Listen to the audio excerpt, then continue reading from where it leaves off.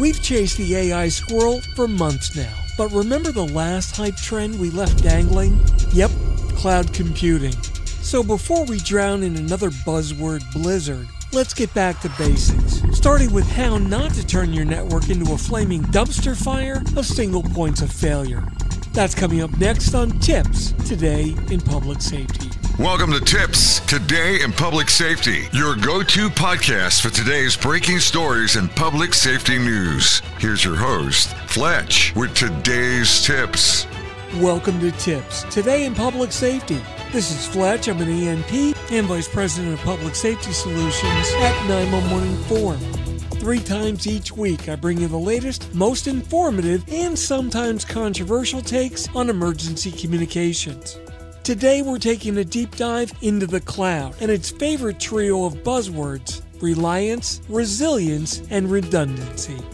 So while AI may be the current star of the tech stage, writing poetry, solving math problems, and occasionally hallucinating facts like it's trying to win a trivia contest after happy hour, it's time we rewind a little bit and revisit a topic we never quite wrapped up: the cloud.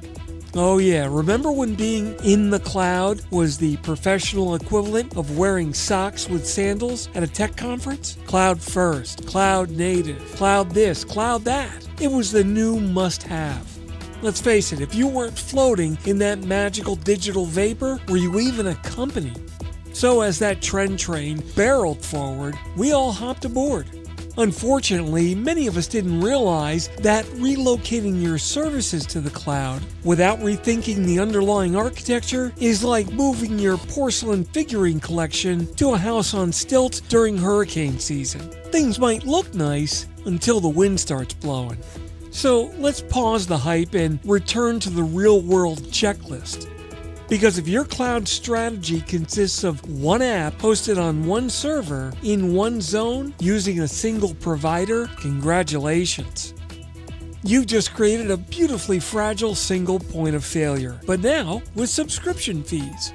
So to help you steer clear of that fate, I put together these top 5 things to ask your cloud provider. Number 5. Where exactly is my data? Don't just nod when they say, you're regionally hosted. Get the zip code, because latency, redundancy, and data jurisdiction all change dramatically, depending on where your electrons call home. Number 4. Can I access my system if your network is down? A true cloud solution provider should offer offline modes, local failover, or some cached functionality. Because if not, your network is about as reliable as a paper umbrella in a Florida thunderstorm. Number 3. How do you handle multi-region failover? You see, if their idea of failover is Control-Alt-Pray, it's time to run.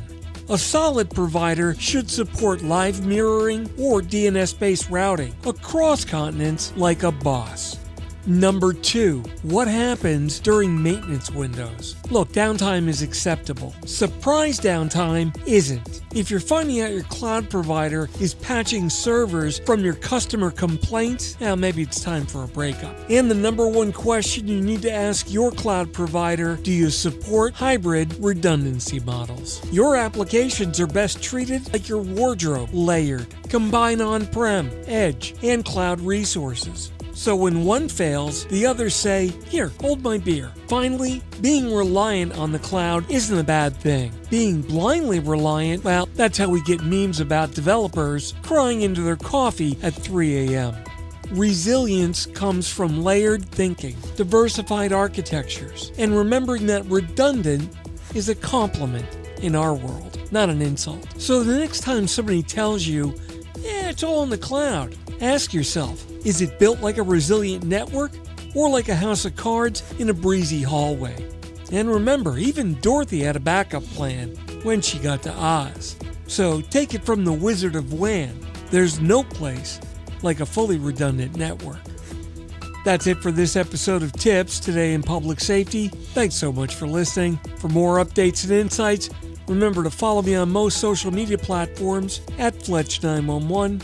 And remember, you can visit 911tips.com for a complete archive of all of my previous episodes. Stay safe, thanks so much for listening, And if you're in public safety, thanks for all you do every day. This is Fletch. I'll catch you next time. Take care.